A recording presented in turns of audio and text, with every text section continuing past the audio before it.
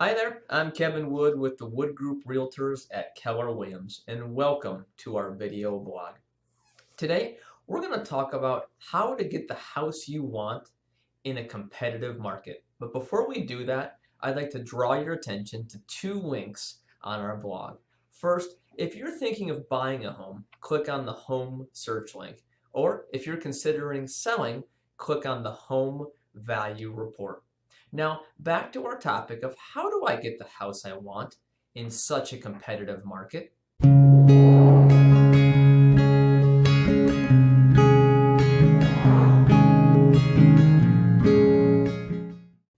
Well, there's several things that you can do. In fact, there are dozens of things you could do to win that house you want.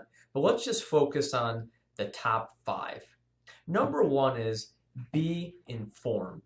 If there's a specific neighborhood or community or builder that you want to build your house, then you need to stay informed. What I mean by that is set up automatic alerts for neighborhoods and houses that pop up in those areas that you like.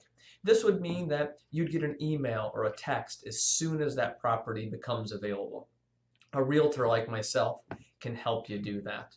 The second thing that you can do is be prepared to buy the best house, even if it's the first house you saw.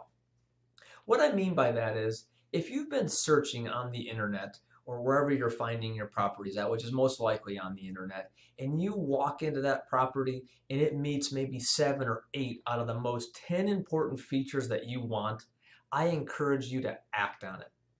It's so unlikely that you're going to find a property like that you're going to miss out. And in 2, 3, 4, 5 weeks later, you'll probably find another house that gives you 7 or 8 out of those most important features that you're looking for. So I encourage you to act when you find the right property. Number 3 is work with a realtor. Realtors have the inside track on information.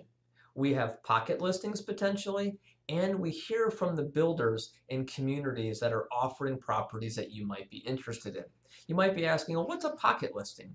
That's a situation where a realtor has a listing that's going to come on the market in maybe a month or 6 weeks, and it's not on the multiple listing service. Well, for those realtors like myself who are well connected and communicate, we share that kind of information with one another on occasion. Or maybe we'll ask each other when we're working on other transactions, hey, do you have any properties coming available in this area in the next month?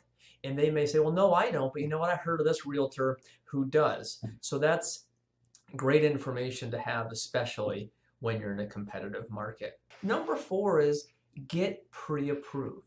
There's nothing worse than finding that house you want online or in person, but you can't make an offer on it because you're not pre-approved.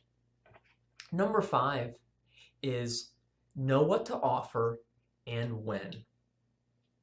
See, when you get into a bidding war, or let me rewind for a second, when you find a property that has a ton of interest in it, and the best way to see that is with that sign-in sheet that's usually on the kitchen counter or near the front door somewhere. If you love a house, look at that sign-in sheet. It's a sign of how many showings have happened in the last, month, but specifically you want to look at the last day or two. Another thing that you can do is you can ask someone like myself, a realtor, to find out details of offers that you might be competing against.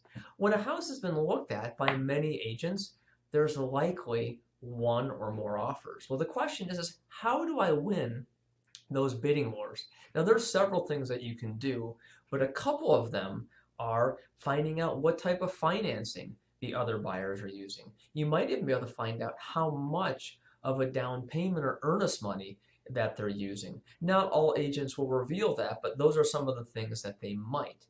There's other things that I would recommend doing as well. So if you're interested in buying a house, please get in touch with me and I'd be happy to share all those details with you.